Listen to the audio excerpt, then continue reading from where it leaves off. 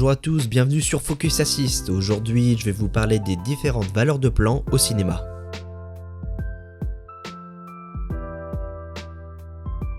La vocation du plan général est de montrer la totalité d'un décor et de permettre au spectateur de situer le contexte de l'action, l'ambiance et l'atmosphère du film. Certes, on peut y montrer certains personnages, mais ils seront si petits que l'attention du spectateur restera focalisée sur l'environnement dans lequel l'intrigue a lieu.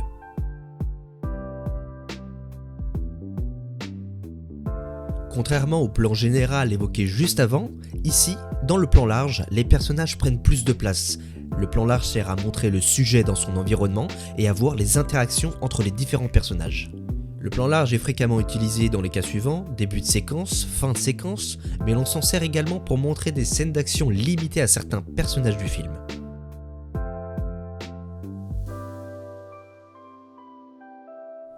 Le plan américain est un cadre qui s'arrête à mi-cuisse. L'explication historique de ce plan est le fait de filmer les holsters des revolvers dans les westerns.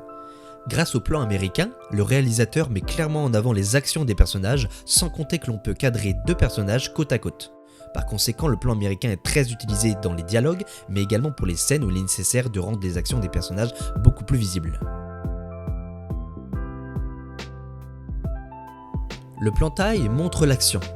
Les personnages ou objets en mouvement prennent l'ascendant sur le décor. On se focalise ici sur leur action au sein de l'espace, du lieu. Il s'agit d'un plan basique, les plus utilisés quand le personnage fait quelque chose.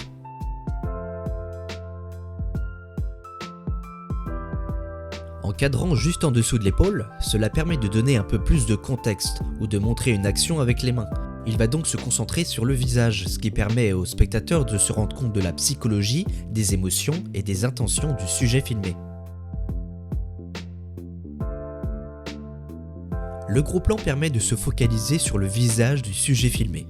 Il est donc par excellence celui des émotions car il permet de dévoiler au spectateur les sentiments les plus profonds et les pensées les plus intimes du sujet filmé.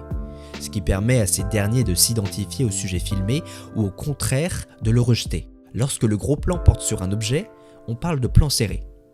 Comme vous l'avez sûrement deviné, le gros plan est très utilisé lors des scènes de dialogue pour communiquer au spectateur les émotions, sentiments et pensées des personnages. Il permet de montrer en détail un élément très précis du visage ou du corps d'un personnage. Ce plan couvre alors la surface de l'écran et permet ainsi de focaliser le spectateur sur un détail particulier.